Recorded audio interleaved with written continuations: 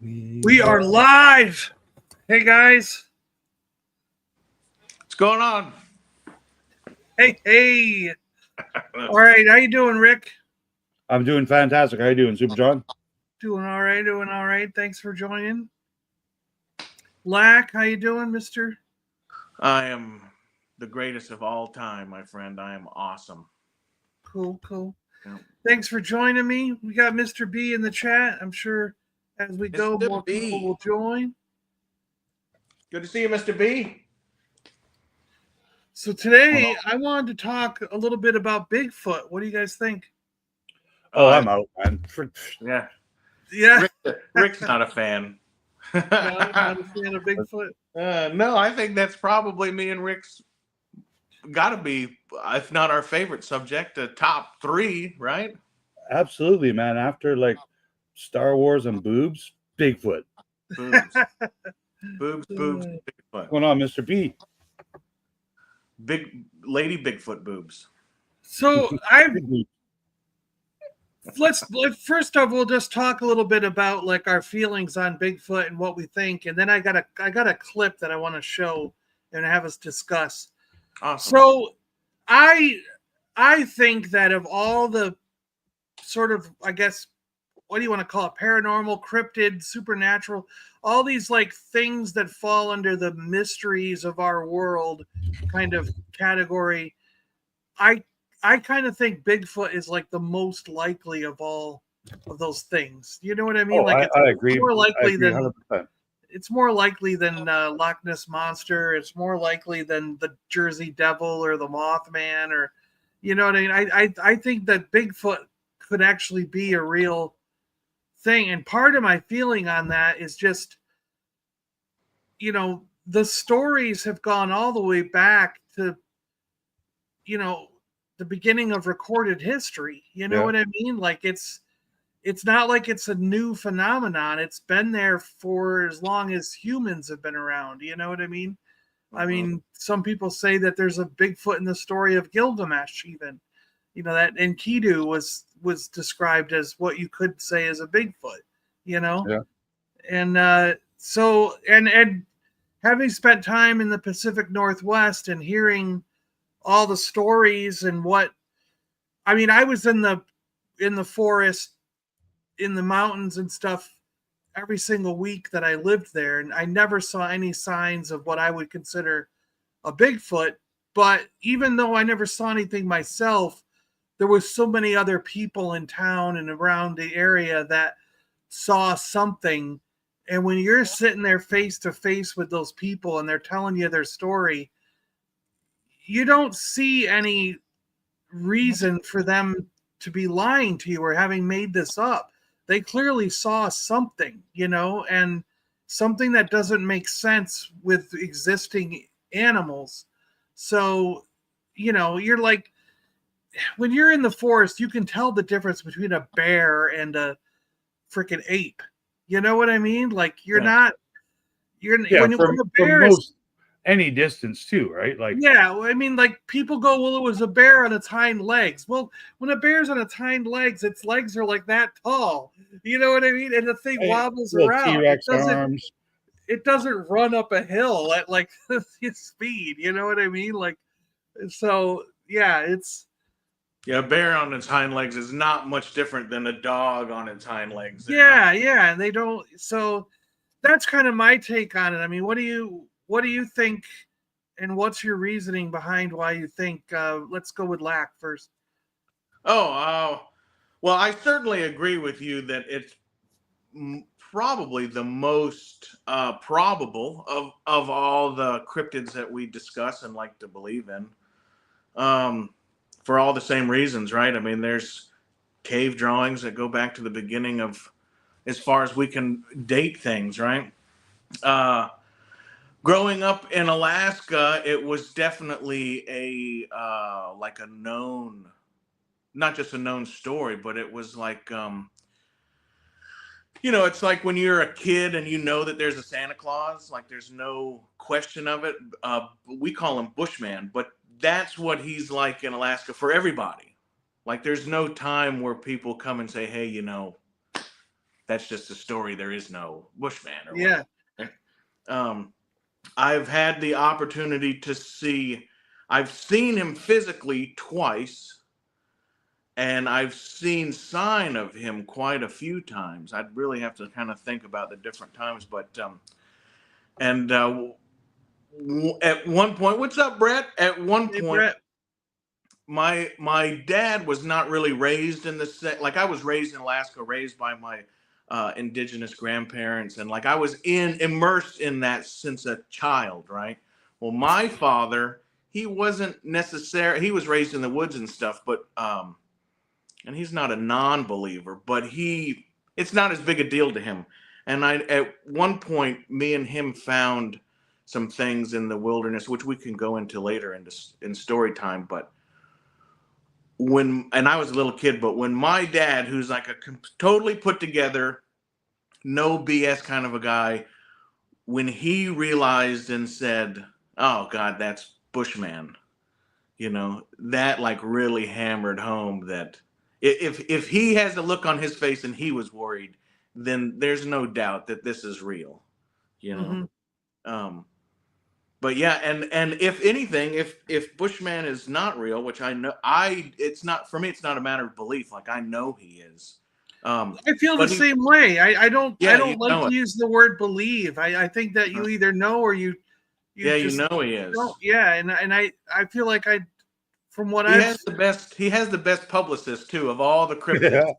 He has the best advertising manager. Yeah. And so, but yeah, he's a worldwide. And his cousin, the Abominable Snowman, they are worldwide known through all cultures throughout all of time. Yeah. The next thing may be what we consider a dragon, maybe. Hey TJC, how you doing? TJC. And hello, What's Lady up? Steph. Good to see you, Oh, Stephanie. Lady Steph, hello. She is. Meow. Rick, how about you? What leads you to the idea that Bigfoot is probably the most likely real thing?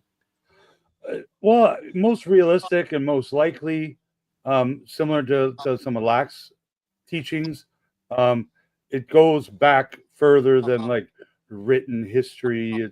It's oral history from like Aboriginal people, in North America, and even in Asia and Russia. They have the same or similar stories from their ancestors of whether it's Bigfoot, Yeti, Bushman, Sam Squanch, whatever the fancy word is of the day in your country for this creature.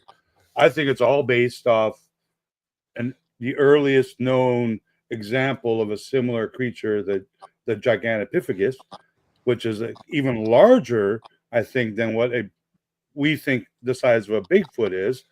We think of Bigfoots and we hear people's descriptions. Red to brown to black hair, 6 feet, 7 feet, 10 feet tall. But I think this Gigantopithecus, like from prehistoric time, was even bigger. Like Yeah. they found skulls, fossils of this creature, and they're way bigger than what we assume like a Sasquatch head or skull to be. But I think it's obviously from a similar kind of family tree. So in between Gigantopithecus and man, there's a few Bigfoot. different breeds. So Yeah. the Yeah. Neanderthal, you got different types of man because somehow man became a white man, an Asian man, and a black man. So there's different races of man too.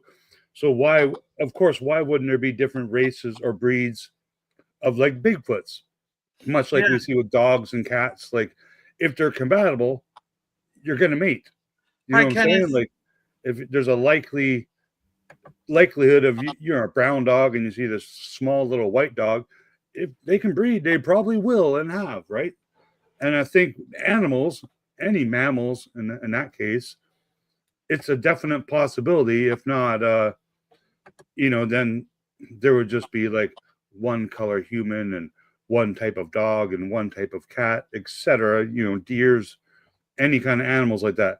But I think mostly it's because of the verbal history, the cave paintings from like prehistoric or thousands of year old, Aboriginal native people from different lands drawing similar creatures on their walls, and they're obviously bigger than like elk and cows or whatever other creatures you're drawing.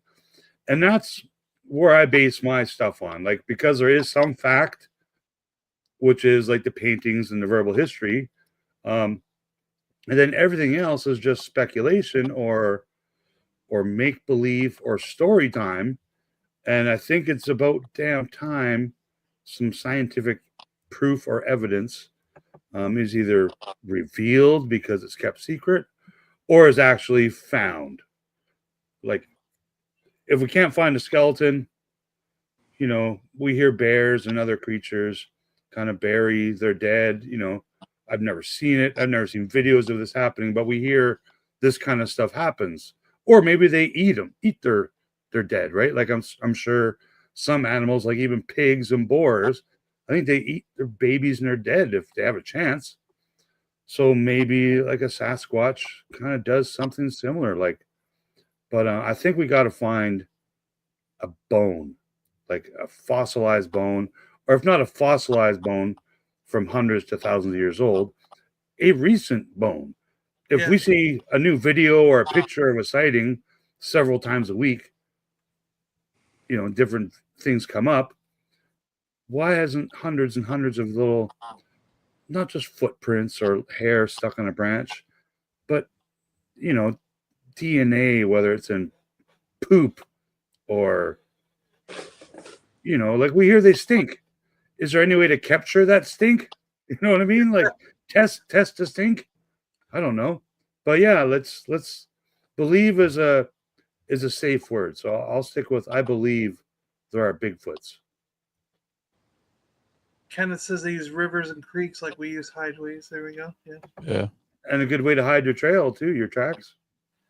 Rolando, how you doing? What's up, Rolando? 12 minutes in and Rick hasn't taken a breath. Thanks for coming, guys. See you next time. Yeah.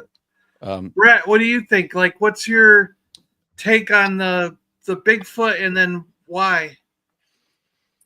I guess my take is my why, because I look at it just over the years when I've heard about all of this and looked into it, and we've talked about it before at different times. And you guys always share different insights, and then I go look up what you're talking about too. And I'm in step with what Rick was talking about. Maybe at one point things were on a giant scale, and over the years they evolved somewhat to fit in better with their surroundings. I've always said like a North American giant ape or Neanderthal or something like that eventually became what we know as Bigfoot, around the 8 foot tall, 7 foot tall, somewhere in there, more human-like, very evasive. I mean, if you equate it on that level, then it's very similar to domesticated animals. They can be skittish, they can hide, they don't want to be found, they're not gonna be for a while, and tracking and different things like that, where they could come in and out of areas that we're also in, along rivers and streams and things like that. So I've just always believed that Bigfoot was this sort of North America's answer to the apes of Africa and things like that. So in that case, I guess maybe I'm putting it in a box to make it believable, and so I do believe it.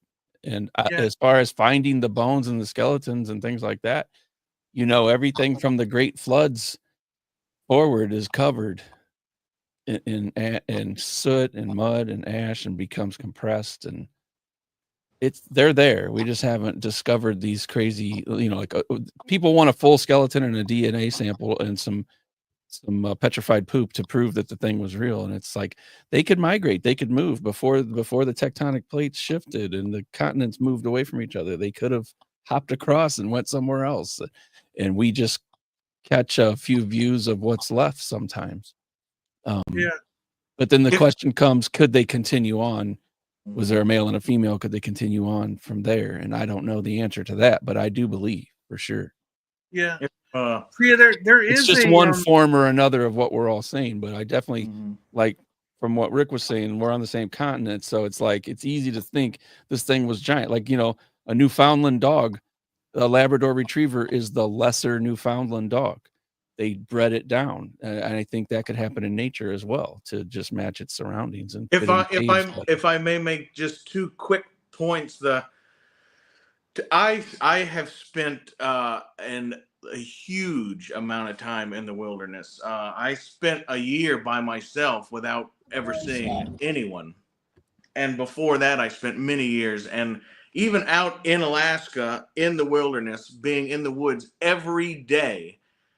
The amount of which animals are being killed right every day, multiple animals are being killed around. It is not even animals today, right now, being taken down by wolves or bears and stuff. It's not very often that you find any kind of kill, right? And I've seen plenty in my life, but like in Alaska, maybe in the real cold winter, if a pack of wolves kill a moose, because it's 50 below, that moose carcass tends to hang around a little bit longer because it's frozen. But just finding remains, I go shed hunting here all the time when the deer, and there's deer everywhere, and but to find a shed that falls off naturally on the same trails that they walk on, it's not very prevalent. Oh wow, okay.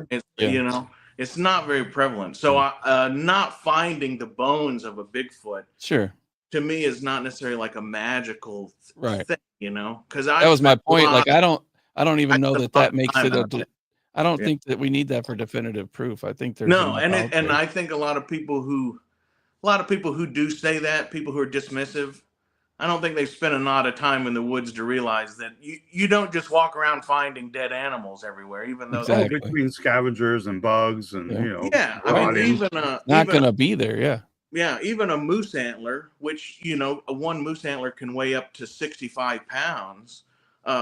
Squirrels and rodents and everything like that, they eat those for subsistence, and they disappear super quick. So a lot of stuff disappears a lot faster than I think people realize. And, all the fossils and things that we find of prehistoric, like they're trapped in mud pits. They were carried away by floods. They were covered by ash from a volcano. They didn't just fall over and die. Yeah. And then magically, they're still there. Ice age stuff happened. Yeah. Catastrophes happened. And then the only other thing I wanted to say is about them breed much like, and I'm sure it's like this in other countries, but in Alaska especially, right? Like, even as early as like the 1940s and 50s, the average size of animals, moose and bear, were far bigger than they are now. And our forefathers, like, they killed a lot of those, the great things, the big trophies have been killed. If you look at the average size of trophies killed in the same area between the 50s and now, everything is getting smaller, right? So the main studs of most species, their bloodline has been eradicated. So if Bigfoot gets smaller, it may not even be an evolutionary thing. It's just an aspect of breeding, One thing I'm wondering too, I don't know if it's crocodiles or alligators or maybe both, but they don't die. Like, they don't die of old age. So they can be hundreds of years old. It's one of the most prehistoric animals, I think, on the planet. Why couldn't a Bigfoot be something like that serious, like similar? Like, maybe they don't age out of existence that way. Like, maybe the three Bigfoot everyone see all the time running between Seattle and Florida and Ontario and Texas, like this, it's one Bigfoot and he's 682 years old. And, but we don't, because there's zero scientific kind of study on anything to do with the Bigfoot. Sure, there is on previous. I'm sure someone versions, has, right? But I mean, we don't know how similar it is to other mammals where it could live to be 45 years old or 100 years old. Maybe they can be hundreds of years old. Right. See, I wouldn't say zero, because Jeff Meldrum is a university professor. He's studied the footprints, and he's a primatologist. He does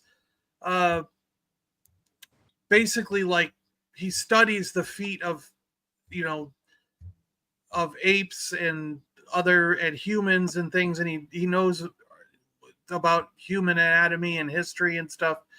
And in his studies, he originally thought that Bigfoot was fake, was like people making, you know, a wooden thing, like a giant wooden foot, and I'm stamping it in the ground.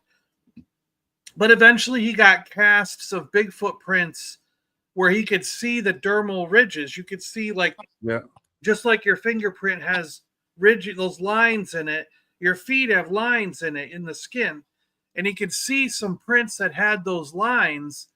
And what he found very fascinating was at some point he came across, you know, people were sending him prints. He started looking out for prints, and he came across one that had a deformality in the way the foot is formed, the way the toe goes or something. And he found it from like a print that happened in the 90s, let's say. I don't remember the exact dates or what was going on with this, but he found it, let's say, in like 95.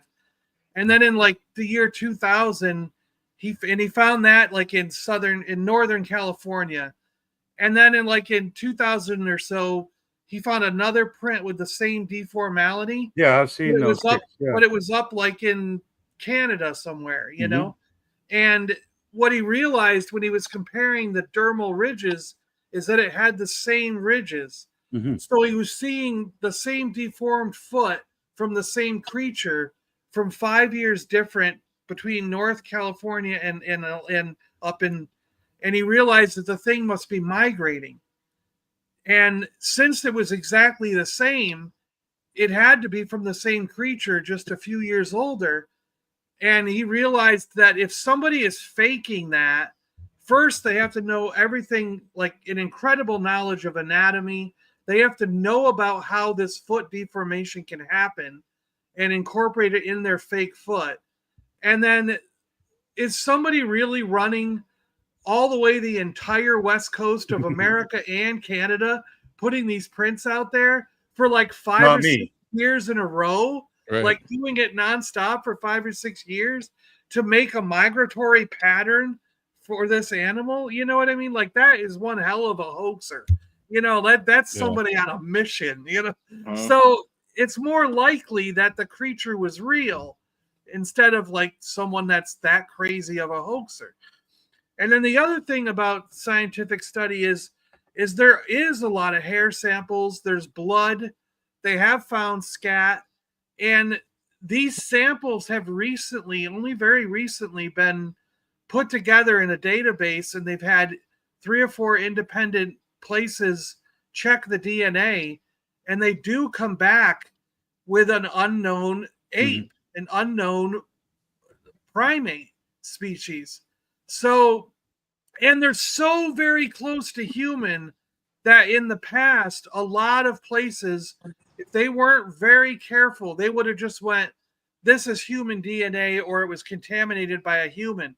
But now our things are getting so sophisticated that we know that what it probably is that whatever we're calling Bigfoot, Sasquatch, Yeti, these things, the Yowie, they're like 99.9999% human. They're that close to us. Yeah. More so than a silverback ape. You know what I mean? They are more close to human than anything that we've ever encountered. And my feeling is that data, that science is telling us that it's something like an Australopithecus, or like a Neanderthal, but maybe not Neanderthal, but somewhere in the family tree of human is this creature, you know? And and that's why I also think it's so hard to find, is because I think that it's very, very intelligent. Like, it's not like a silverback ape where someone like Jane Goodall or whoever could eventually come across and watch them. I think if you come across a Bigfoot in the wild, the thing's going to know, just like if you were out there and in the wild you would Right. know, Yeah. crap, Right. what's that person going to do? And it's going to, like, if you see one, the other 10 of them that were in the village are now hiding. Mhm. You For know what I sure. mean? They're For out sure. of sight, but they're still there. You know what I mean? Like, they know enough to, like, get away from us. You know Yeah. what I mean? And I think that's part of why it's difficult. And then when you leave, they leave. They're like, we're not hanging out in this area anymore. Mhm. And they go to a different area. They move somewhere because they know, they're that smart to know that humans are going to wreck them, you know, Yeah. or something. You know what I mean? Like, And we also know, like in the last, let's just say 100 years, we do know that there have been mammals that are known to be cold weather, like wolves of certain species, that have ended up down in the United States where you typically would say they're not supposed to be here. yeah, Yes, they could survive, but this isn't where they're usually at. There's different migration things that go on, different situations, storms, natural disasters, and other things. And they move, like somebody mentioned about the earthquakes and things move about, just like with floods and the ice age and different things like that. And someone's saying, no apes and no apes in North America, but I'm telling you, there's been a silverback here, and that's where I'm putting this in my box, is that yeah, it was a North American silverback at one point in time. Doesn't mean in recent history. That's just the box that I put most of my Bigfoot information into. It just makes sense to me, even though I know it's not necessarily quote unquote an ape. yep, yeah. Kenneth was saying that they saw something. He said it was 10 Mhm. to 11 feet, probably 6 to 800 pounds, jet black. He saw it walk like 100 yards like a man, and he almost peed his pants. And that But sounds like he, the video that we talked about in your first episode. but he really feels like it could be more of like a short-faced bear, which is also claiming they say that went extinct. Mm. But because his feeling is, what did he say here? He said there were bears in North America, but there's no history of monkeys or apes. So he kind of was feeling like it might have been an extinct type of bear, you know. Um, that's an interesting take on it. I don't know if the short-faced bear walks on its hind legs though and can run up a hill, Mhm. but I mean, everyone, yeah, it's your opinion, really. You know what I mean? Yeah. Seattle Ogre, good to see you. He says the Pilchuck group between Pilchuck River and Lake Chelan have gone quiet in the few months. Earthquake and volcanic activities ramped up. He believes they're in tune with nature and they're moving away. Yeah. And like what we said, And they could end up somewhere where you wouldn't expect because of that. That's yeah, what I was and saying about the people, wolves and things. like we're saying, like Meldrum thinks that they migrate, so that could very well be they had a place where they stuck around for a little while, but now they're moving out because of the activity that's in Right. the area. Right. Bigfoot Yeah. Dwarf, good to see you. How you doing? Greetings. We had another small earthquake here yesterday morning at 5:02 in the morning, and I was in bed, but literally at 5 in the morning, my cat jumped on the bed like meow meow, and then it kind of woke me up. So I'm like yeah, and then we got the quick little rumble. I'm like, and again I think quickly like, how does my cat make my bed shake? And then after getting up and Those- looking on Twitter and stuff, it was a small They're kind of earthquake thing. But yeah, all animals, big or small, they know any kind of weather increment or natural. It's weird, but I think that's a commonly found thing, like dogs, cats, birds, Oh, definitely. maybe Bigfoot. Even You humans. know that Mount St. Helens is going to erupt, so they're like, well, let's Yeah. get the hell out of this Yeah, state. let's get back out of Dodge. Yeah, Yeah. exactly. Even modern, not modern human in the sense of modern society humans, but even humans, if you spend enough time in nature, Sure, there yeah. is an ability to become in tune with it. You'll get to read the signs. Yeah. You can read. You Well, ever- it's you kind of ever fun, though. s- You can go outside and you smell, oh, it's going to rain. Like you just you ever know, be on right? the Yeah. and have you ever been on the edge of a forest like area somewhere, and there's a clearing, and you just watch like a huge group of birds, like 1,000 birds, and they just fly in sync together, but they're Yeah. chatting. They're chattering, like Sure, yeah. talking. And so one of the kids bought a new house, and he's got like 10 acres, and there's a big large clearing, And we drove some four-wheelers out into the property as far as we could go, and then we walked through the woods trying to find some trails. We found some deer trails we picked up. These birds were making so much noise, and as soon as we stopped and just got quiet, they just went completely silent. And I just said, they know we're here. They're communicating, you know? They're stopped and showing off now, Yeah. We set off their alarm and they let us know, and now they're back to their roost and they're chilling, you know? No. What do you think they were talking about? Probably my hair or lack thereof. Yeah. Go after the bald one. Ogre's like the lack of knocking. Not to be political, but I just want to toast our friends across the border up there in Canada. Cheers to the terror, my friend. As we'll fight tomorrow with our guns with bayonets on the front. Meet you at the border. That's what the earthquake was. They were filling the tunnels. They were filling them, going, no. They're gonna catch us. Hurry up, fill these up. But Seattle says the lack of knocking talk was me wondering if I should move as well. Yeah, there you go.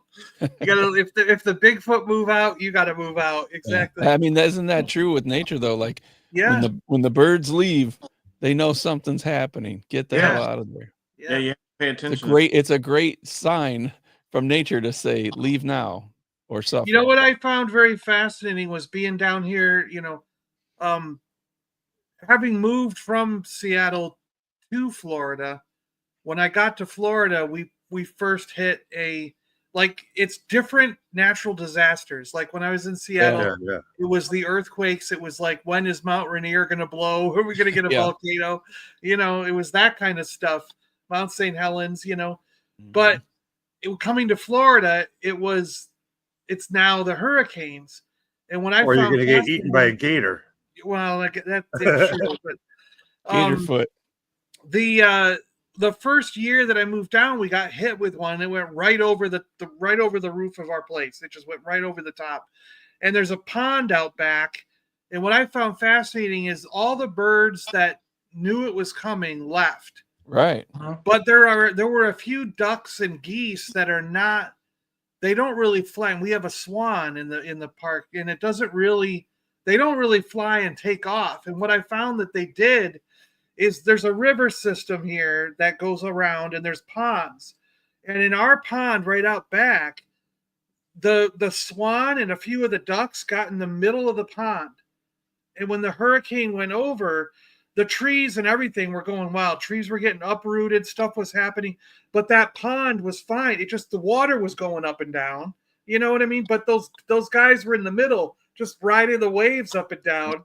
And they just hung out there. And I was like, that probably is the safest spot for those birds. Like, they knew, okay, guys, we didn't get out of here like everybody else, all the songbirds and everybody who can fly and take off. So what we're going to do is sit in the middle of the pond.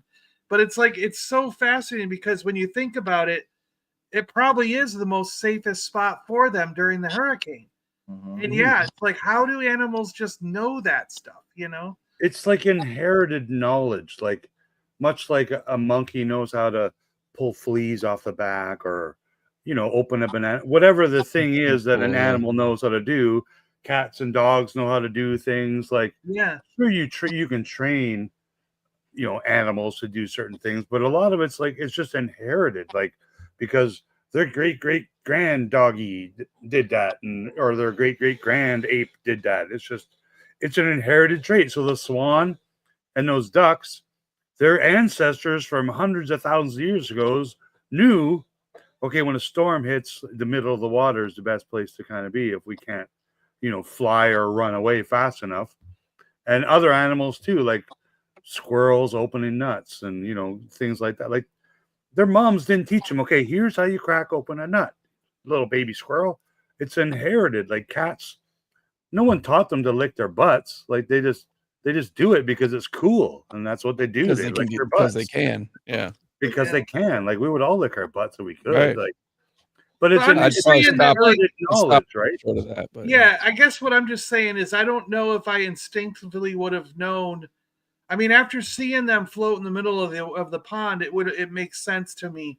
But I don't think I would have instinctively known that. Like, if I was outside and a hurricane or a tornado is hitting, Yeah, say you were in a boat. What would you do, my right? feeling would be like get under a bridge, get in a ditch, get under a bridge, get in something.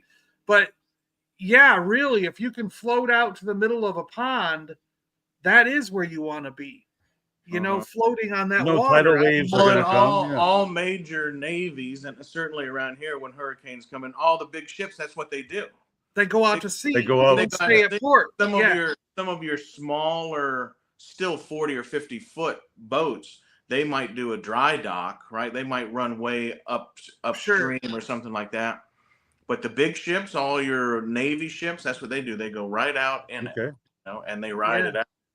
The second your conversation, I had to tell you this. So the second time I ever saw, and I'll call him Bigfoot, that I saw him clearly was down in the southeast of America down here.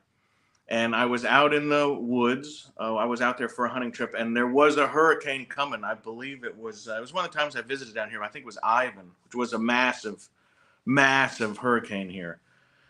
And I went out to the woods in front of this hurricane knowing that the animals are going to move to different positions, right, to get safe. And I knew of a place that was a planted pine tree orchard on the top of a hill, and it was directly next to a huge hardwood bottom. And a lot of animals live in the hardwood bottom. That's where all the pecans and acorns and all the shit they like to eat is down there. So I positioned myself on a main trail. And the planted pines were, you know, anywhere between 5 and 8 foot tall, right? They're small, they can't fall over. And I knew that any animals were going to go to that area, and they were going to lay down in the pine trees because they're too young, they can't fall over, they can't hit you.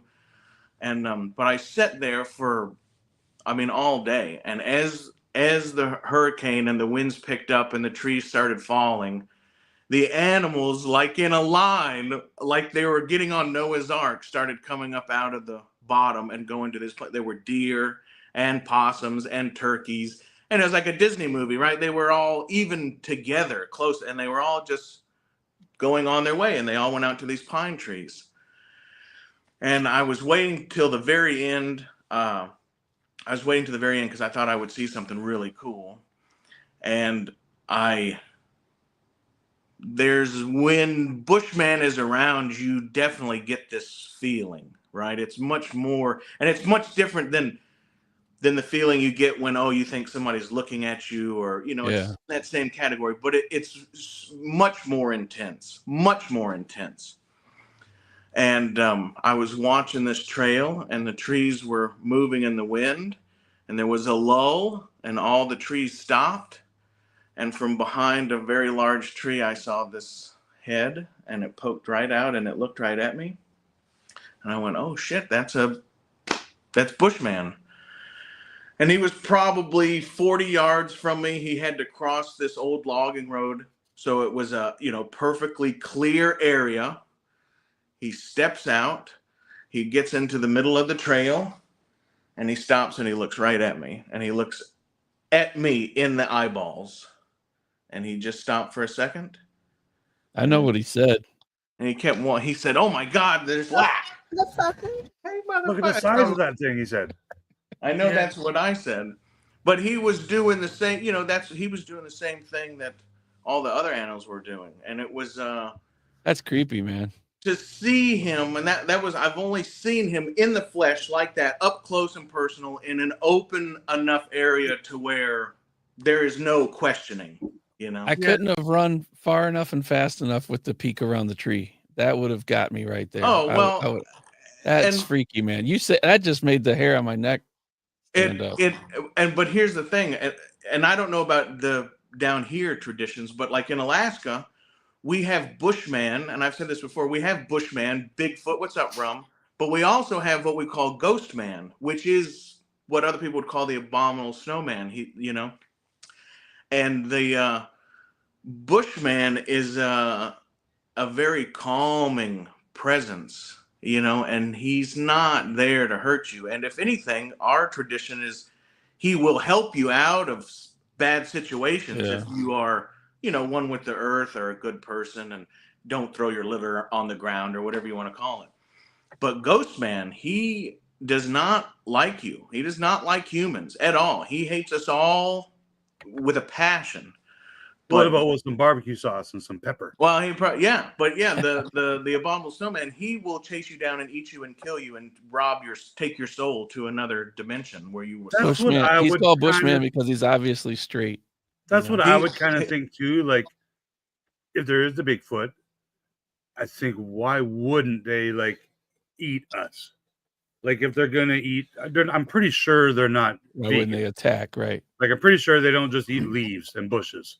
I'm pretty sure they eat deer and beavers and whatever animals, muskrats, like Mhm. any rodents, birds if they can catch them, like fish, much like bears. So I don't know. I can't see them not wanting to eat something like a human. Like, we don't hear those stories as much, right? Like, man missing, presumed to be eaten Right. by a Sasquatch. Right. But I mean, Well, there's been stories I think it's of native likely. tribes having battles with different Bigfoot. But Yeah. the Bigfoot is a lot. He's like the predator, right? The predator looks inside you and says, "Oh, this guy's no threat. No threat. He's not worthy," And where Bigfoot can look into your soul and say, "Hey, this is a good being, right? A being of the light, And and that's why you want to keep on his good side. That's why you do things in the woods respectfully, because he will protect you, and not only from going down the wrong trail, or you think you're gonna cross some ice, and something tells you do not do that. Right? Well, that's him telling you. And one of the things he protects you from is what we call Ghost Man, the abominable snowman. He will, and in our culture, right, they're like the yin and yang of the universe, of the spirit of the wilderness, right? They coincide, but they also battle each other. And some of the things they battle over is the love of humanity as us, as a different being. But it's I got goosebumps. I get goosebumps when I talk about it, but it's like a deep spiritual. There's much more to it than it just, in my belief. There's much more to it than it just being some ape. Like I've seen a lot of animals. I was with people we saw a snow leopard in Alaska where there's not supposed to be any. We've seen different things. We've seen, cougars or panthers down here where there's not supposed to be any. And, when you see those things, you go, oh, son of a bitch, look at that. But when there's a bushman or a ghost man involved, there is this whole other thing that comes out in you. Your hair stands up. You get short of breath. If you deal with Ghost Man, you have a fear that you've never felt. Just this impending doom.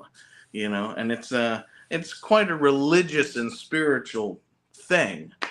At least in my mind, and the experience That's it's an interesting take on how we all view this differently, yet we all believe, right? Like, I don't think any of us here are a true skeptic on it. I think we believe, but it's just the way that the lens that we see it through, Yeah. I want to say hi to Rum, Ricardo, Orlando, Gap, Rummy.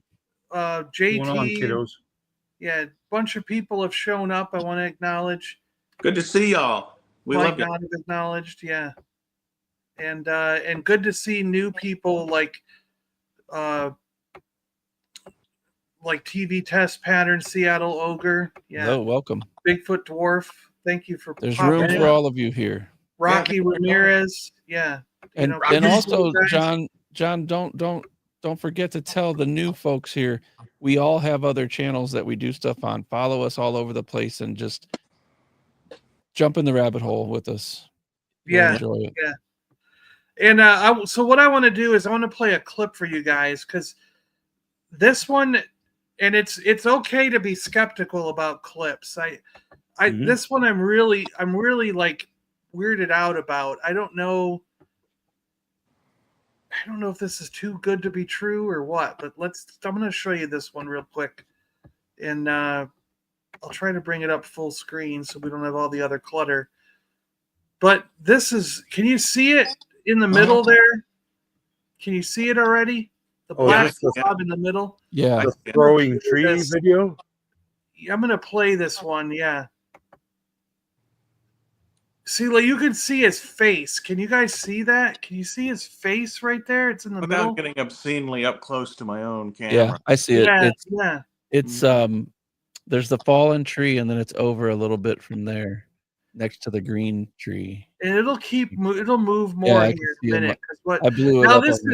this is supposedly a trail cam, and no one was around when this was caught. It was just a camera put up on a thing where they had tied off this area, and when they came back to the trail cam and looked at the footage, they found this. And it's, I don't know any human that can be throwing around trees like that. Yeah, No, it's like 3 Ricks and 2 Lax. And even the ones that can, that move right there. Whack. Yikes. I know they do some wild strength competitions and stuff, but like that was too effortless. Yeah, right. Is that too good, or is that, you know what I mean? That looked pretty convincing to me. Hard to argue with that. I would definitely like to see that where I can blow it up. Yeah, I was able to blow it up on my computer, and I was like, "Wow, that's." Well, somebody send me that at some point, because you can see through the tree, so it's not like there's a piece of equipment back there doing it. No, yeah, yeah. That's what I think. That was a good one. That was a good one. Fake would be like a crane or right. some type of tractor to lift up the other like a 400-pound tree limb. The thing is, like, he moves one tree and then immediately, almost like his other hand was free, grabbed another one. And then picked it up and slapped it like, get out of the damn way. The tree that he slammed like a hammer, I was waiting to see what it did when he dropped it, right? Because if it would have been severely rotten or something, if that's it explode. BFD knows this one. Check his comment. If that's a hoax, it's a pretty damn good one. Well, that tree was not very right. Like if that tree was dead for a while, judging by how big it is, a guy could maybe pick that up. Yeah, and it would break pretty easily too. It'd be it would break. Yeah, and I didn't see anything on that. Now the one tree broke by itself when he was messing with it at the first, right? You saw the one that just kind of broke under its own weight, but yeah, that was a not a rotten tree, so there had to be some weight on that for sure. See, now the reason I question this is, I'll show you this one now. Here's why I question it. So the same guy did this. Like, he says I found he filmed this same throw a piece of paper with a stick figure on it. Well, I've seen that video before, but I don't remember seeing that caution tape. It was where the trees had fallen. So if you look here in the middle, you've got this one right here. And this was posted by the same person. Mm. And look at the face again. If you look in the middle, there's that face, and it's got the black. Mm-hmm. It's the exact same Bigfoot, if it's a Bigfoot. And the weird thing is for the same person to catch something exactly the same, like a few days in a row. And he's got a number of these videos on his website, on his YouTube channel. And it's kind of, to me, like, that means you've got a possibly staging some of it. Like an outfit. You've got like you know what I mean? So it's the same exact thing every time. I would just like to see how he did the one throwing the trees around, if that's what happened. Yeah. Or it's his wife. This one doesn't make a lot of this one doesn't make a lot of sense. Like taking a crap or something. Him looking directly at the camera can be considered suspicious. Now, I've seen, if it was a trail camera like they used to use and we've used before, you catch a lot of animals who do look directly at it. But there is, at least in the older type, there was a noise to hear. Even a human can hear it. So Yeah. I would definitely be curious as to what that camera looked like, how it was set up, and of course, if it is an animal, it can hear things that we have a hard time hearing, right? Like Yeah. you ever had your outlet buzzing and you're the only one that can hear. Right. You And have to go consider find it. this. So Consider him this looking at it too. is a little strange. Consider the thing with people wanting the clicks and the views these days. Maybe there was something where even this guy might have had an actual sighting, and he got that reaction. Was like, man, how can I keep getting this? Like, holy shit. Yeah. Yeah, You know? See, So that's then just it's hard what- to the it's hard to realm of pick pop through what I could have be. never heard of a black Bigfoot.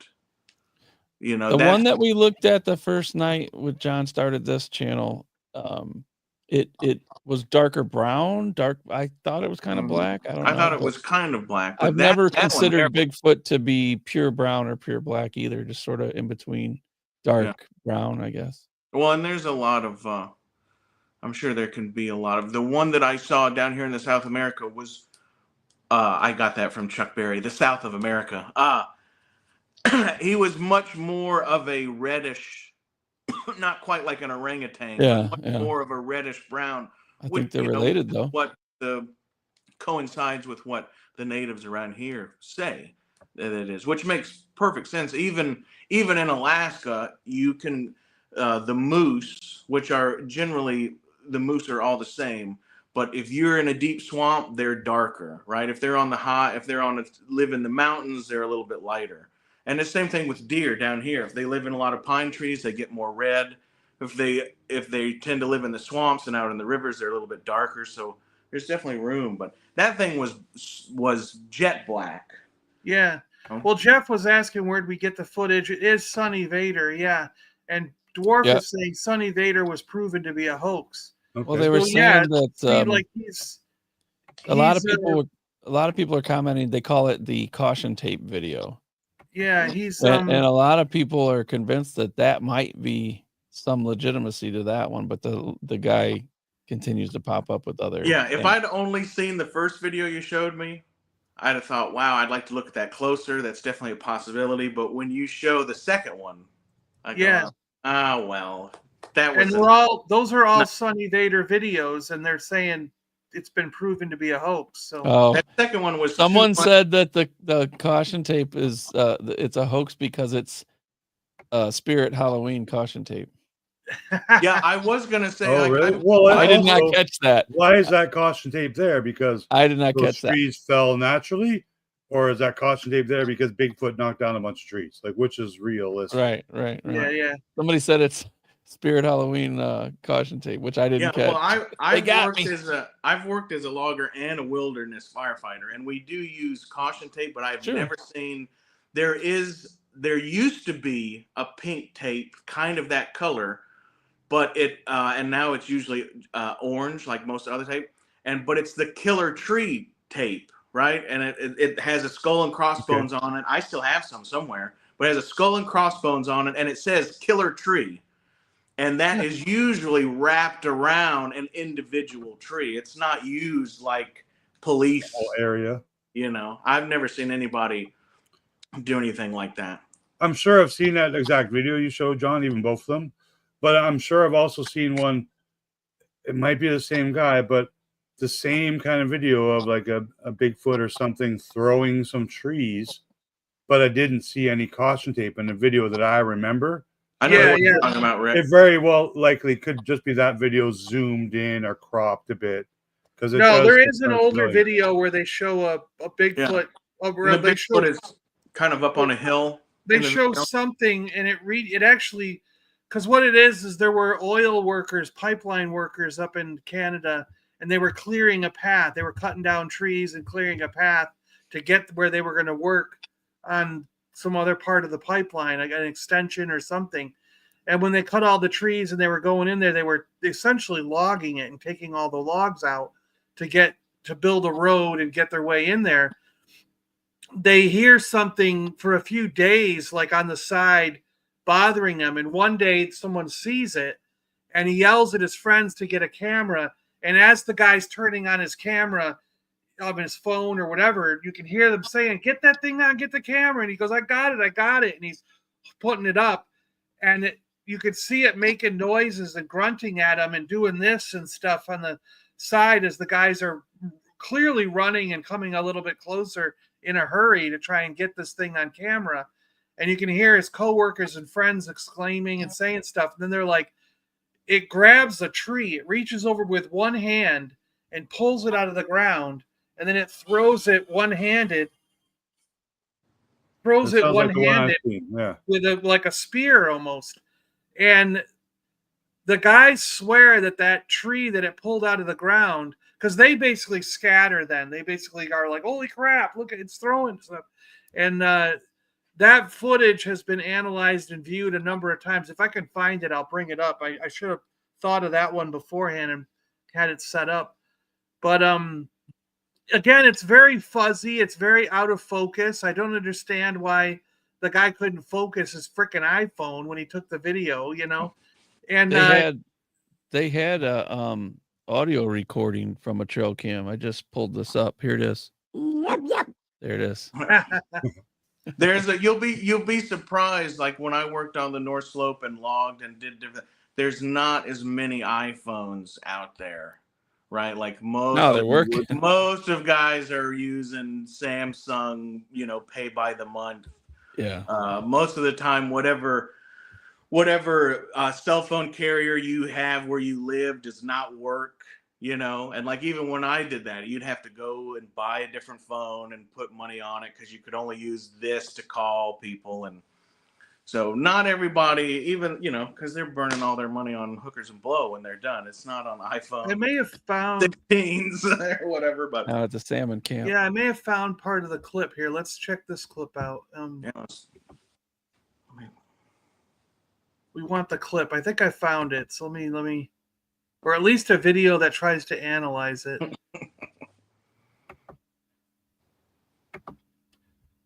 We got that up. Oh, this is the one chucking the tree too, right?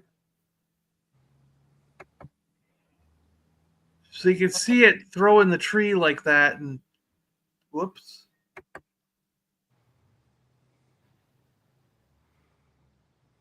Yeah, they're trying to analyze the tree. Like you can see like the length of it.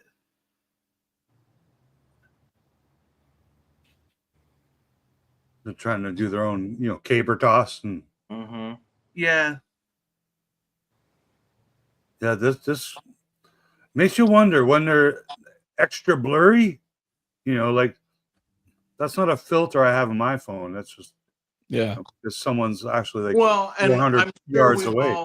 Like when we had that snow and stuff, right? Like I did a video walking through the snow, and as water or perspiration from your pocket or something like, I have some videos. Oh yeah, I gotta wipe mine off all the time. I mean, it clearly looks one-handed, like a flicking. Pretty stocky, pretty stocky, like a bear, but a bear's not gonna flick something like that up. No, because they can't grab stuff, right? It's also so that tree has no limbs on it, right?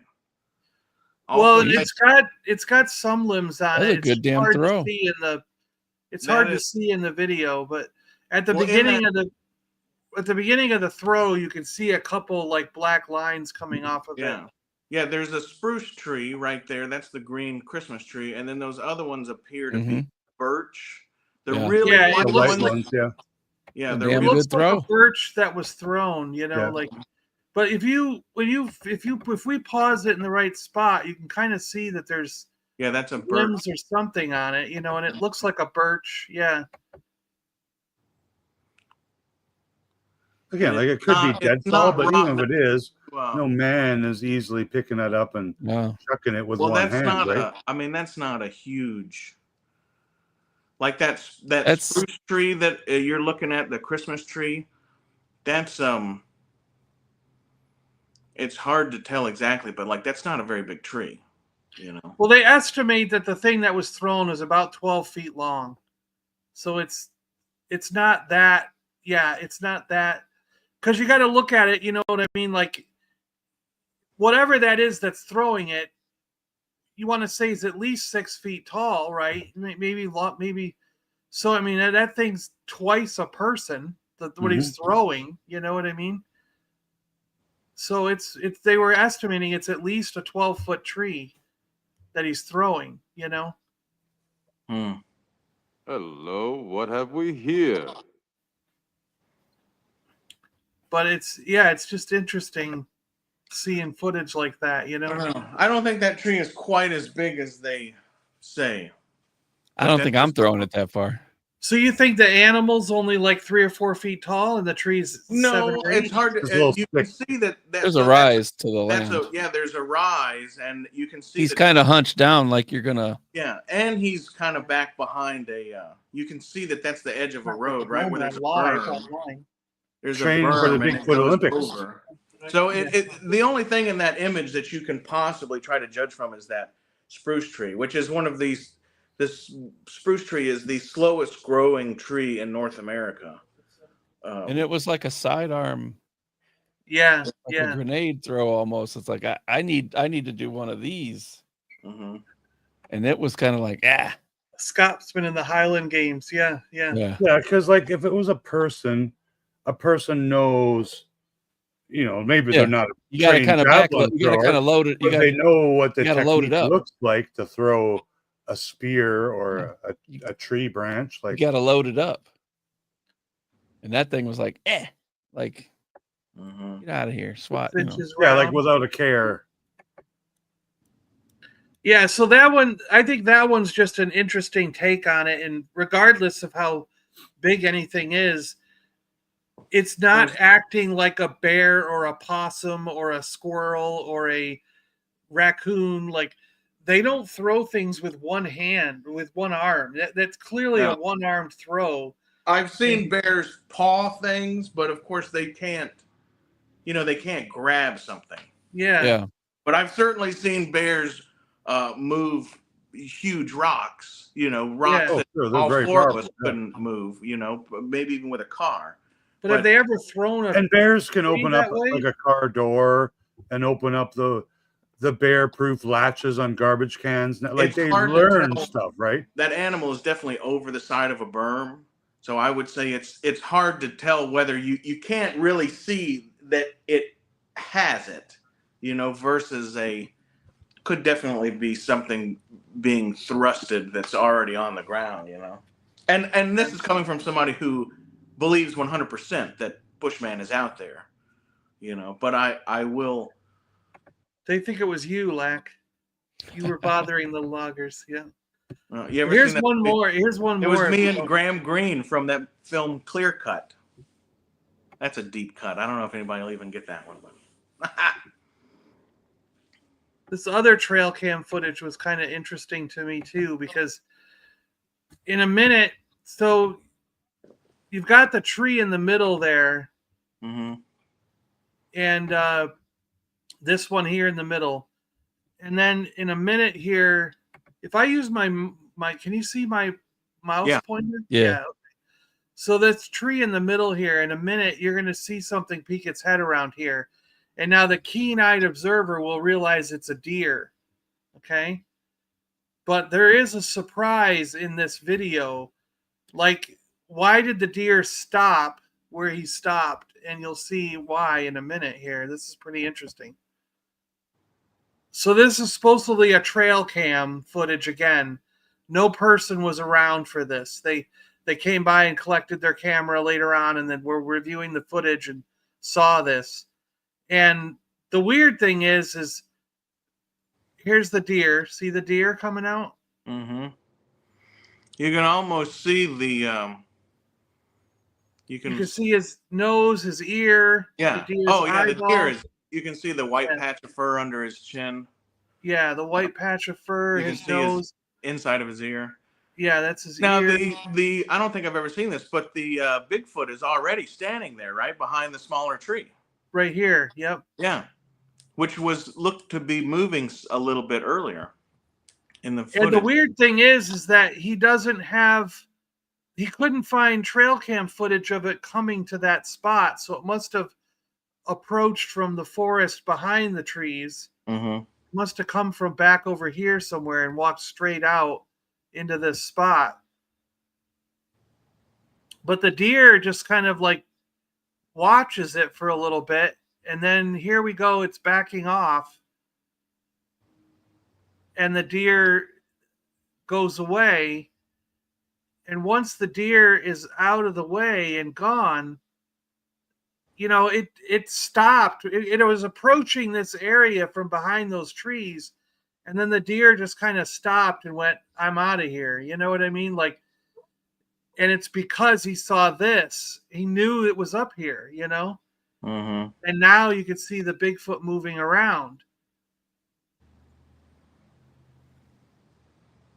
Do we see the deer exit?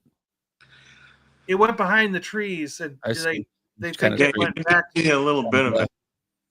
They think it went back into the forest by now, and now the Bigfoot's moving around. So, or whatever this black shadow is, you know what I Should have mean? picked a bigger tree to hide behind, though. I think he was like blended in pretty damn good. The only thing suspicious to me is how the deer. It was almost like a mounted head that was pulled away. Yeah. That was the only thing. And again, this comes from somebody who knows absolutely. Also, if you find this footage in that snow, you think the guy would have there obviously is a trail. Yeah, you'd think you'd be looking around for the. And and that's not even necessary. I've had an experience where my father and I were approached by something that we were told by my grandfather later was definitely Bushman.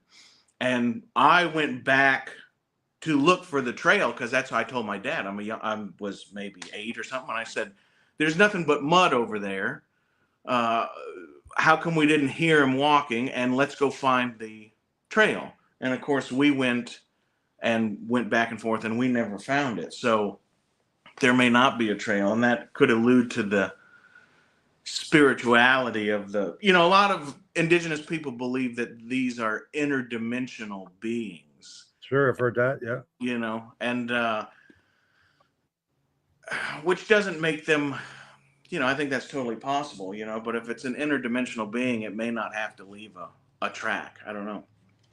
But I've also seen, and I've heard this, I was with my dad and grandfather, we heard this awful, all I can describe it as is a battle, trees breaking and roaring and earth getting turned up. And my grandfather immediately told me, I said, "What is that?" He said, "That's Bushman and Ghostman. They're having a fight."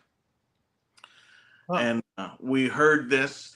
And again, like the next day, I convinced my dad, "Let's go over there and find it." Well, we went and we were able to find this area.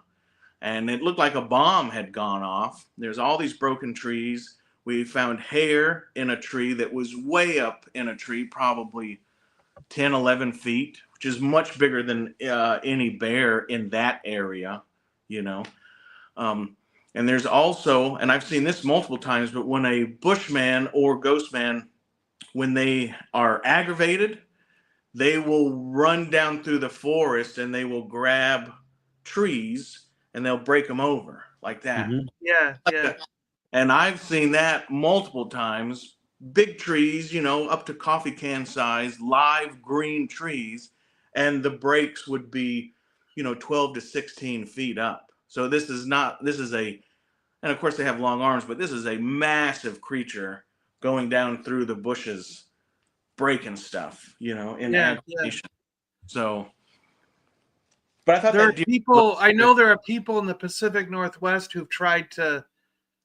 They try to see like if the breaks are all going in the same direction, and they try to follow those breaks, like because some people think they could be like markers along the trail to tell other ones where the scout, I guess you could say, is going to migrate to, so the rest of the family and the rest of the individuals in that migrating group can go along the same path. You know what I mean? And end up where the scout or whoever was the first one. And it's like, but they end up going nowhere, and whenever people follow them, there's eventually like an end to the trail and there's just nothing there. And so it's like, well, if they were all coming here, wouldn't we find signs of them, but then they, so it's kind of a weird, like, I don't think they figured out the meaning of what if it means anything at all. They could just be breaking stuff Well, for and no that's reason. But and that's why we were always told that it was a frustration and anger, or if anything, possibly a marking of the territory. One male to another, much like moose or deer or bears, right? They'll have a trail that they will mark. A bear will scratch the bark off a tree, or a moose will take the bark off a tree with its antlers. And those, you can follow those trails for, heck, when I was hunting this year, I followed one for probably a mile and a half. And Yeah. but the deer finally, he just stopped doing it. Now the trail kept going, the footpath, yeah, but there was a point where he said, Stop okay, hitting the trees. he said, all right. Yeah, the trees didn't stop. He could have continued on and on. And I went around in a half circle searching, maybe this trail goes this way, but maybe he went that way or something, but And I've seen lots of documentaries where people go visit like yeah. the big chimpanzee, tribes. I think they're called tribes, but they're groups of chimpanzees, and they followed them for years. Like, I don't know the lady's name off the top of my head, but followed them and filmed them and watched them for years to see, who the leader is, who the elder is, how they separate in their little little groups or little clans kind of thing. And then when, a guy wants to challenge another guy to be the leader, that happens. Like, a fight breaks out and things happen. But I remember when one of the male chimps got like disappointed or angry or was kind of banished from the crew, he would kind of run around the area and be breaking branches off trees, and anything he can grab and break, he was doing it. And it was out of frustration and anger. It wasn't like a mating dance or something. It was being explained in the documentary that he's frustrated and tearing shit up. He's not welcomed in the group, so he's going around, he's breaking all these trees and stuff and branches that we even as humans couldn't do, right? Like, because chimpanzees can also be quite large and strong. And I wonder again if that's a similar kind of inherited trait, with the Sasquatch. Yeah, maybe. Like, yeah, it was. we hear about those tree breaks, like Lax said, sometimes 10 feet or higher up in the air, where no human can do that unless they're standing on the roof of a van, and maybe they have help and tools, and they break the 7-inch diameter tree branch kind of and things they're we broken. couldn't possibly do. You can see that they're broken and even stripped. There's no semblance of a cut. There's no Exactly. and they're all slightly different, right? Because like there are places, and the places that I've seen a lot of these are nowhere near the rivers. But of course, if you're near a river or a creek bed, you'll have the ice. When the ice goes out, the water will raise and it'll push ice through the woods, right? And there has been times where you go, oh my God, look at this. And then you realize, oh, this is from breakup. This was a giant iceberg getting pushed through the woods that's now gone. But once you've seen that, it's pretty easy to tell the difference, And of course, if you're miles away in the woods, away from anything where there would be a river flowing with ice jammed in it. I denounce Todd Standing. He's not a true Canadian because he made these fake Bigfoot videos. You think these are fake? Yeah, I think 100% of everything Todd Standing has done has not been proven, but it is fake. And that's based on my, Survivor Man, what his initial instincts were. Like, he went and hung out with this guy because this guy was the guy telling all the Bigfooters that I found Bigfoot, right? It's an amazing video, but it seems that none of the true Bigfooter people believe it. When that eyeball blinked, you can see that has the look of like an animatronic. That was not fluid enough. And they're all different. You know what I mean? They all look like complete different species of Bigfoots. Like, this one is way different than the first one. But yeah, it's the same guy filming them at the same time. The one that I saw down here in the South of America was much more like that one we just saw. It had a very flat and hollow face. I'm not saying that was it, but it was much more like that than these classic, gorilla looking faces. You know Yeah, how this one has Chewbacca's face. that definite gorilla kind of look. Yeah, those don't look like anything I've ever been shown or described. It's these ones like this that amaze me. It's like because everyone catches the last 4 steps. You know what I mean? Mm-hmm. Except Patterson Gimlin. They caught the whole trek across a couple hundred yards or whatever, right? But every other video, it's the last 3 steps climbing up the hill, or the last 4 steps going over the top of the mountain. No one ever seems to get their camera on time. It's weird. Like, it's not weird. I understand how even like last week we had an earthquake here, and I'm like, what was that? Then it happened again. Then I thought, well, I'm going to turn my phone on. Like, my building's going to collapse and I'm going to die. I'm going to film this. But you know what I mean? But it already happened. Mm-hmm. It was just a 3, 4, 5 second thing, and I missed it. Do you know what I mean? Like, you can't always react on time. Like, we've had a couple of stories tonight too, where you mentioned the loggers catching, this guy in their way, throwing stuff at him. Everyone's like looking for their old Nokia flip phone because they're not really talking on the phone up there in the boonies.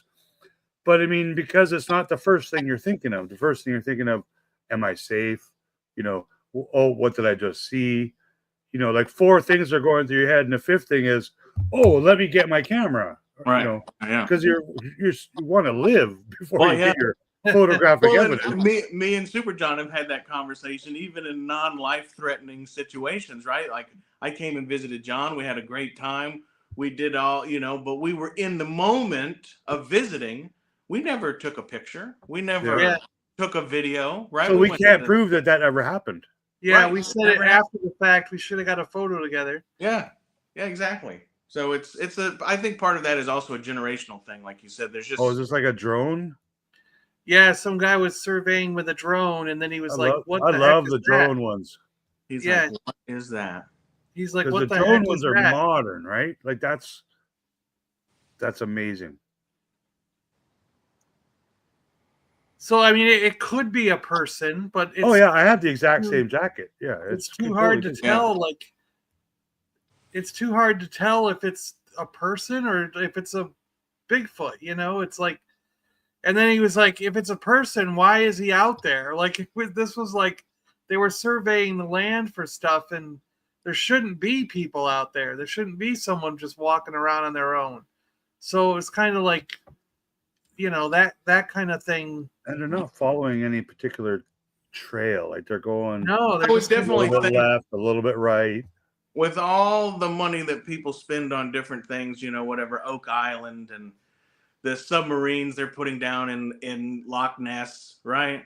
You think that we could probably go to Alaska and get some awesome drones with thermal imaging and just look at the entire 400 of them up there. Yeah. All those drones that are flying in New Jersey or whatever happened to them, bring them up to the Pacific Northwest and Alaska and just go Bigfoot hunting. Like, have hundreds of them up at a time, 24 hours a day. Just keep recharging them. With the billions of dollars annually spent on things, we'll find something, even if it's not Bigfoot. Something. A jackalope, maybe. Perhaps. There was this. Oh, go ahead. This is another drone footage. You see it there? Yeah. Like on the trail. Yeah. It just went by the trail there. And that one, huh? Yeah, that one's kind of red. Yeah, it's a different color. Yeah, these are the ones that intrigue me. The ones where it's like, look at that. The only way you fake this is that you have a guy in a freaking costume. Like, and it literally the only way you fake it.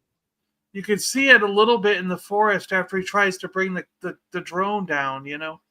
Wow, that's super. That almost could be me. I do have that jacket. So it's not CGI. CGI tends to be with fake UFO videos and stuff like that. But you can plainly see the shadow of the drone. That's why he's not getting a good foot. If that whatever that was, certainly it would have heard it. But if anything, it saw that shadow and said, "Whoop, time to go." Time to go. And do you think Bigfoot His hair was shed? perfect. Yeah. Like they're not gonna, shed their skin like a snake or like a moose does its antlers. But I mean, do you think there's certain times of the year, like dogs and cats, where their hair kind of falls out? When I was living in Nenana, which is kind of out, it's where two rivers meet, and it's a kind of a big swamp. But south of us is the Alaska Range, which is just a continuation of the Canadian Rockies, really. But there was a town down there, and I knew people that did gold mining and stuff down there. And, we'd see these. I worked at a bar at the time, so you'd see all the locals, and these older guys who were out there all the time, they said, there's a snow leopard out there. We've seen it. It's a snow leopard. And of course, we go, oh, maybe it was a lynx. I knew some of these guys, so I knew better than to say, oh, that's a lynx, because these guys have, trapped lynx for 35 years. They know what something is and isn't. And it took a couple years, and then finally somebody showed up. This picture of a snow leopard made the rounds. But it was kind of a close-in image on a rock, and the thing was that, you'd think, well, this could be a rock at the zoo. It was too tight to be able to say, oh, that's there's a blueberry bush, that's Alaska. And then it took a couple more years, and somebody got footage. Fish and Game was sent out there, and eventually it was confirmed. Holy shit, there is a snow leopard, which had come over from Russia somewhere. And it was in the interior of Alaska. And that was like a 4-year ordeal before, the government in Alaska said, look, there is at least one snow leopard out there. Yeah. And, that's not even like it's not extinct. It's certainly not as rare as a bushman. But, that was a long, drawn out process. And it was proven, hey. And down there where you are, John, 15 years ago, people would have said, oh, there used to be panthers, but there's really not now. Yeah, they did. They used to say that, but now they've got footage, and biologists are starting to say, no, the panthers are still around. Yeah. The panthers are around, yeah. Even up here in the northern part, same thing. So anything is... Here's the famous Patterson-Gimlin stabilized again. They stabilized it. And they go backwards to show it, and just... Mm-hmm. And the big thing that gets me about this film, it's really crazy to me that, like, when it turns, it's got boobs, man. Mm-hmm. Yeah, that's the one thing with me too about all the people that say this is fake. Like in 1969 or whatever this was, yeah, if you're making a fake Bigfoot costume, why would you adding boobs be even on your list of things to do? Yeah, it makes no sense to why you would make a costume female. Like, that is just an unnecessary amount of work. Less scary. Yeah. I always thought that was odd. And that was one of my defining factors to be like, okay, if they did make a costume, did they really add boobs onto it? Like, was that? There was that documentary where they showed this to a bunch of old school costume designers and builders from Hollywood. Whatever, the Phil Tippett's and those guys, and they said, oh, there's, if this is a costume, if this is a costume, it's 30 years advanced to anything that we. Yeah, we would have hired them in a minute. Right. Yeah. And these are guys that are being paid big money to make stuff like that. And they said, oh, that's 30 years before anything we could ever do. And the definition of that, when you look at it from the side, the one that's, you know what I mean? It's like, it's just very anatomically correct. Do you know what I mean? And it seems like it's got like, it's got like fur patches missing. Like, it seems like it has some damage or... Not just the muscles we see, but I mean, it's not just light glistening. It's like there's different colors. There's different patches of hair that maybe have, some white or gray or brown, or, that different shade. It's imperfect. That's what makes it more believable. I've always thought, as opposed to just a solid black, solid brown, right? Yeah, white costume.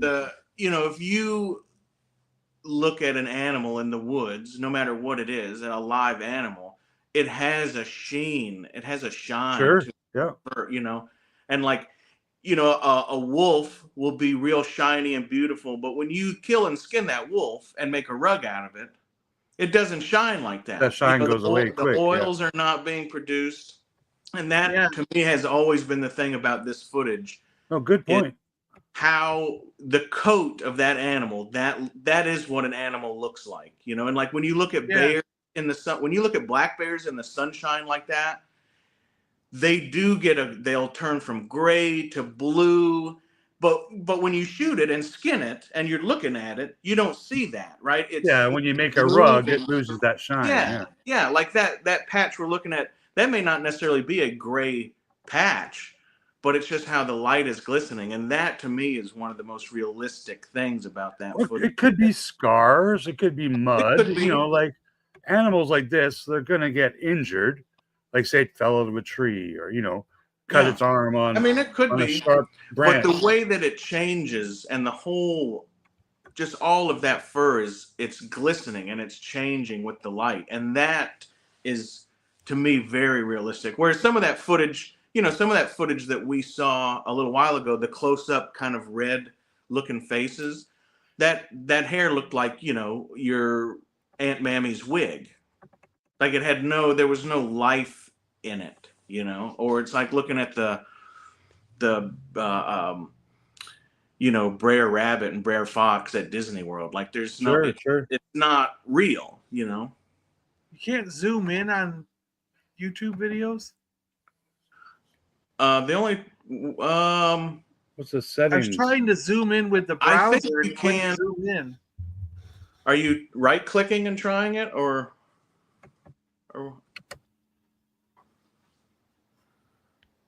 loop? Yeah, I don't see how you can. Okay. I know on an Apple computer you can hit Command plus and it'll zoom in. Because there's a zoom right here, but it's not getting closer. It's just. Okay, yeah. Oh yeah. Yeah, it's. Well, they might have some sort of filter thing because on it. I think YouTube doesn't have that feature. You can certainly do it on your iPhone.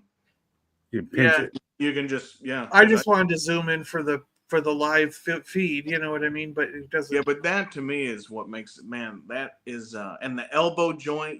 People have said before, it's a guy in a costume. Well, his elbow joint would be higher if his arm, like there's no arms that long, right? But his elbow is in the correct place proportionately to the length of its arm. If it was a guy in a costume, it wouldn't move like that. I agree too. It'd be you have a big limp hand because your arm can't reach that length. Right, and the elbow would be much higher prospectively to us. If he had a glove. I like how you see like the bend in the feet. You know what I mean? Like it doesn't. It also doesn't look like he's wearing shoes or something. You know what I mean? Like there's. And to think, like I'm sure we've all worn some sort of costume of some kind, but like, could you imagine? I mean, even when I put on my Filson wool coat, right? Like the things, if you put on your big winter coat, you're restricted in ways. Yeah, you may walk a little that different. Thing is just fluidly moving, and his ankles are he's got flex in places where if you even you put on your coat, all of a sudden you're going, and you can't bend over, and you put your Copenhagen in your mouth because your sleeve's too big, right? Yeah, JT thinks there's a horizontal fold on top of the right thigh, and he goes, muscles don't fold horizontal across the thigh. It's a fold from being folded, like it's a costume that was folded. I think it's a sheen in the light. Yeah, there's a lot of sunlight in that. I don't think there's people on Earth that could make quality costumes before I was born. That's just how I feel. Not like that. I don't think much like I kind of don't think it's like they landed on the moon with technology that is less than what I have here in my hand. Well, let's save that for the other show. No, but that's what I mean. Like I don't think that like Planet of the Apes. That's the biggest costume makers of the time in the mid '60s, and those don't look real, right? Yeah. So if those guys are getting paid the biggest bucks on Earth, to make movie costumes and stuff like that. And these guys are like kind of a poor cowboy guys. They don't have extra thousands of dollars to be spending, like you said, you know, they're the guys who made props for Star Wars and stuff like that. Like, it just doesn't make sense. Like, I don't think, unless they had time travel and the costume was made in the year 2080 and they brought it back in time, you know, because they had technology back in the future. I just don't think it's a realistic project to build that costume in the 60s. Mm-hmm. Well, and when I was a kid, everybody's grandmother made them black bear coats and beaver mittens and also, you know, and moose skin pants and all kinds of things. And like they do not look like that. If that is a costume, it has to be, it first of all would have to be some sort of pelt, probably, you know, maybe black bear. Sure, because there's no artificial fur like really it on the market, right? Right. And then it would have to be put on something that, you know, I don't know what kind of material even today would be so fluid like that, right? Like today maybe it would be silicone. Like these shorts that the bicyclist guys wear. Like, I don't know what you'd have that would be. Yeah, there's no spandex in the 60s. There's no like I don't think mass-produced silicone products as far as I know, and mass-produced like fake furs, like textiles and stuff like that. Like, I don't think that stuff exists. I just think, like I said, the shine on the fur, you know, like if you know, next time you take your dog out, you know, or like maybe your dog's not shiny because it only eats dry dog food. But, you know, I'm just saying you crack a few raw eggs on your dog's food and get it healthy and look at it outside. It, you know, it almost changes color because of the oils and everything. And that doesn't stick around on something that's dead. And it's certainly not on fake manufactured, you know, fur.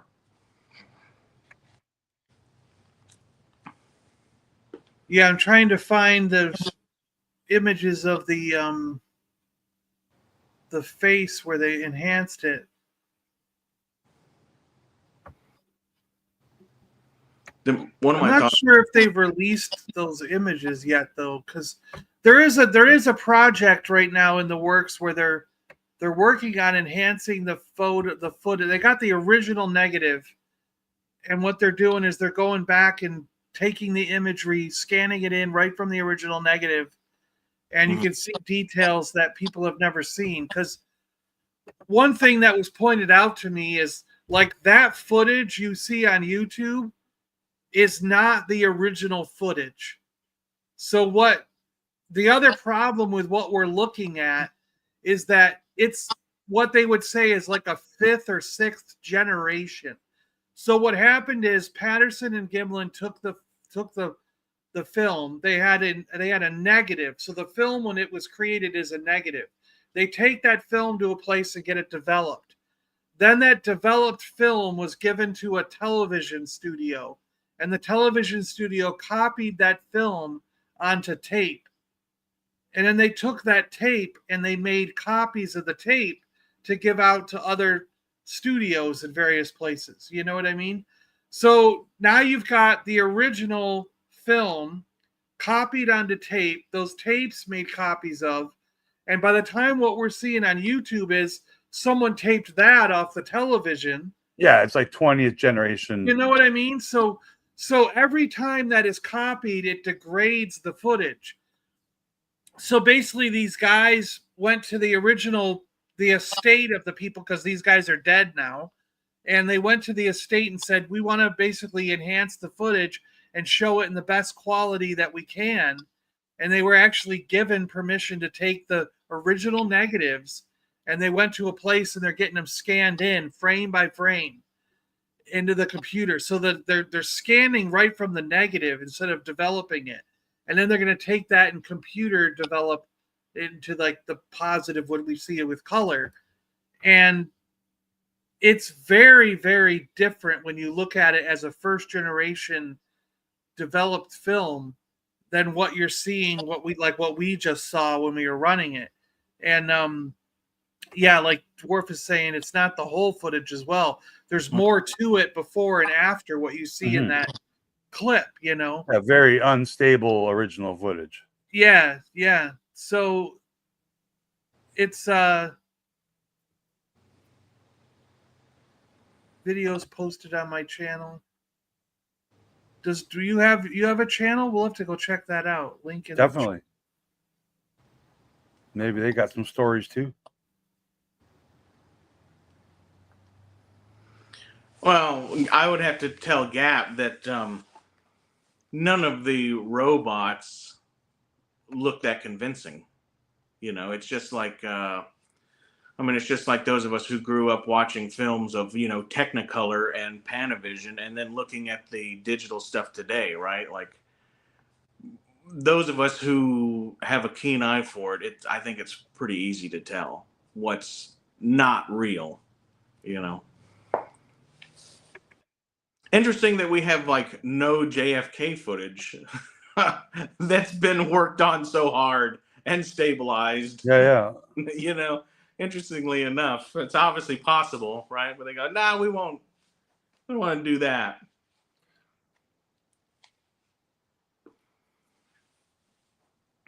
It's just like that one shot that John showed when that creature blinked. All day long, I would bet the farm on that's an animatronic blink. It was not there. Yeah. That was the worst wax museum Disney thing I've ever seen. That was Small world after all. Oh yeah, that was ridiculous. But yeah, so Imagineering, I guess they did start in the 60s and stuff too, right? In the early 70s.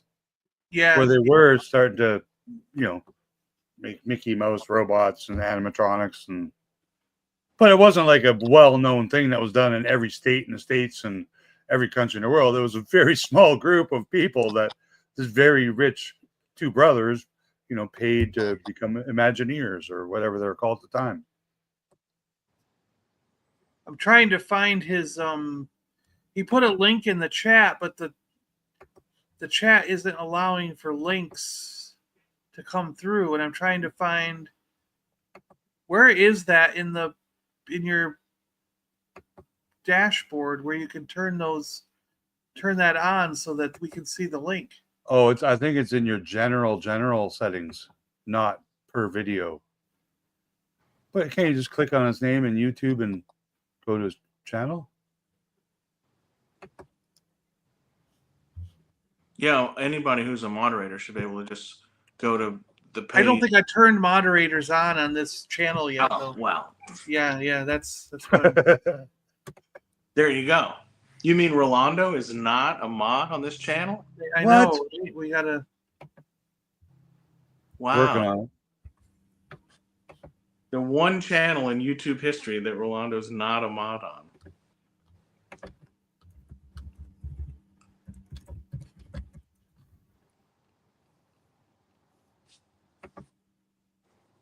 Don't everybody talk all at once now. Like usual?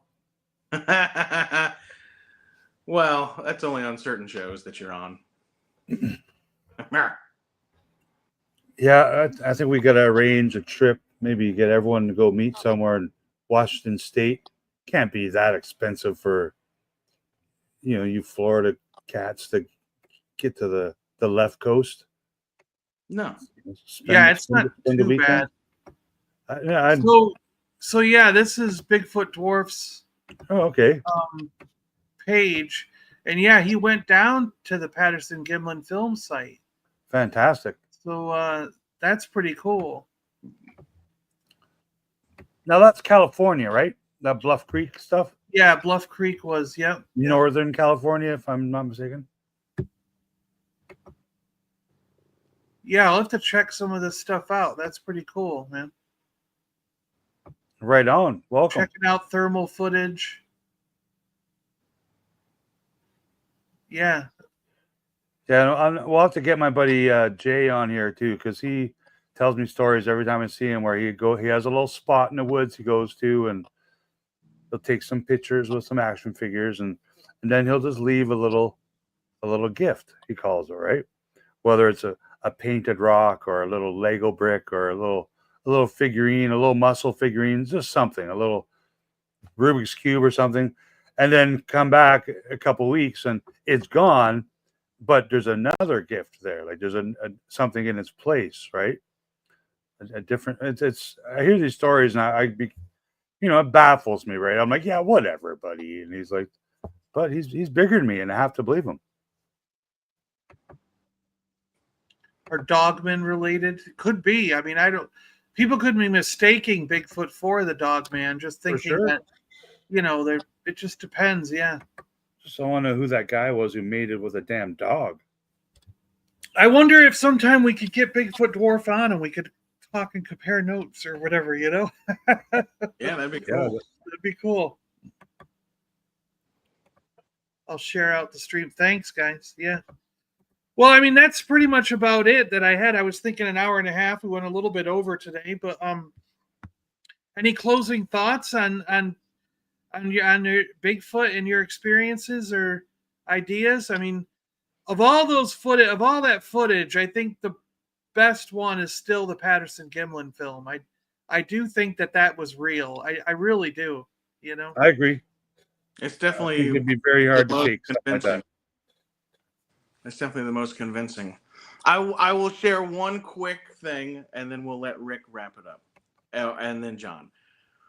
When I was young, I was out by myself, away from the cabin from my granddad, and I had shot a grouse, and the grouse fell over like a little berm, and I went over there, and this is like my little trail that I went around all the time, and we'd shoot grouse and put rabbit snares up or whatever, right? So I was familiar with this area.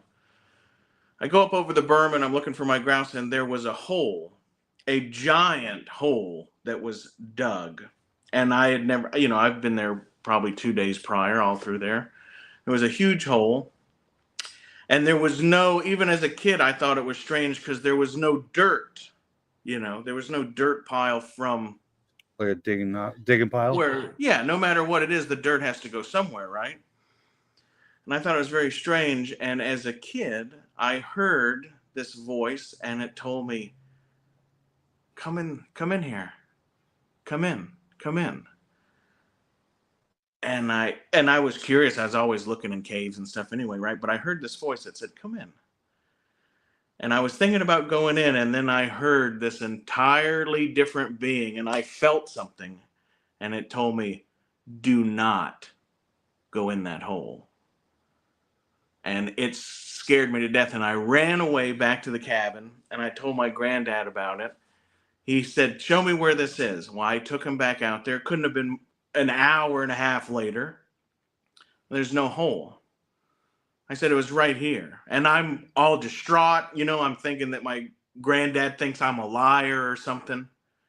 And I said, no, it was right here. It was right here. And he told me, he said that hole was put there by Ghost Man, and he was going to steal your soul. And it was Bushman who saved you and told you, do not go in there. And that's what he told. And even now I get goosebumps telling that story. But that's like the spiritual yin and yang of the two beings. Interesting. And I can't top that. Oh, well, maybe I should have went last. But yeah, I've seen too much stuff to not know that Bushman, Bigfoot, the Yeti, who are different, are real. And that also helps me know, even if there's some things I hear about that I haven't seen, it's hard to doubt other people's stories because of things that I've seen, So I think to doubt is to be quite closed-minded and inexperienced, Well, it's healthy to have some skepticism, and it's like people are welcome to have their doubts and think differently than we do. But it's hard. It's hard when you've had those experiences like what you're saying to be a doubter. You know what I mean? But anyone who's not had those experiences, they don't have a reason to think otherwise. Right. That's true. Before it's okay to be wrong. Before we go, I want to say earlier we had Brett with us for a while. Brett had to take off. And Brett has a channel on YouTube called Collecting with Cool. And I think he's starting up a second channel also. So you might want to check his stuff out. he's got I think he's doing a movie channel as a second channel. Mhm. And then Lack has Lack Sivrak on YouTube. Rick has Left Coast Graphics on YouTube and Heroes and Villains Toys, right? Heroes and Villains. Yeah. Thank you And very then much. my channels are this channel, the Super Awesome Science and Mysteries.